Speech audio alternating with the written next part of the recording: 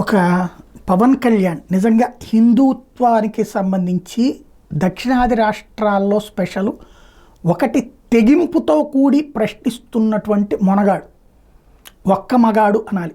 ప్రతి రాజకీయ పార్టీ ఓట్ల కోసం మైనార్టీ బుజ్జగింపు చర్యలకు దిగుతున్నటువంటి సందర్భంలో నేను అనేక సార్లు ప్రస్తావించిన అంశాన్ని ఇవాళ పవన్ కళ్యాణ్ ప్రస్తావించారు. ఇదిగో ఈ ఫోటోని పెట్టి రైట్ చేసినటువంటిది మాత్రం చాలా సంచలనాత్మకమైనటువంటి పోస్టే.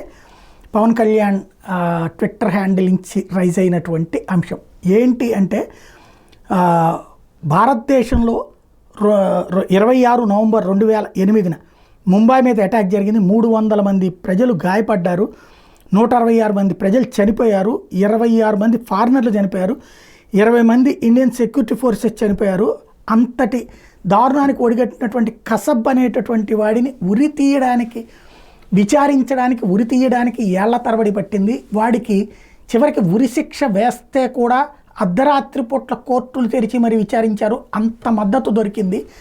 అదే ఒక హిందువు అయినటువంటి చిన్మయ, ఎవరైతే ఇస్కాన్ సన్యాసిని బంగ్లాదేశ్లో అరెస్ట్ చేసి అతనికి కనీసం ఒక లాయర్ సహకారం కూడా అందట్లేదు, లాయర్లు కూడా ఎవరు వాదించబోమంటున్నారు, అలాగే ఒక్కళ్ళు స్పందించటం లేదు ప్రపంచవ్యాప్తంగా. ఇదెక్కడ దుర్మార్గం? ఈ తరహా పద్ధతి కరెక్టేనా? ప్రతి ఒక్కళ్ళని చర్చించుకోవాలి, ఆత్మవిమర్శ చేసుకోవాలి అన్నటువంటి ఒక అద్భుతమైనటువంటి పాయింట్ రైజ్ చేశారు. హిందుత్వవాదులు మనసులో ఉన్నటువంటి ఆవేదనని పవన్ కళ్యాణ్ ద్వారా వెలువట్టడం, ఒక సెలబ్రిటీ ప్లస్ మంత్రి నుంచి రావడం అన్నటువంటిది ఒక మంచి పరిణామం.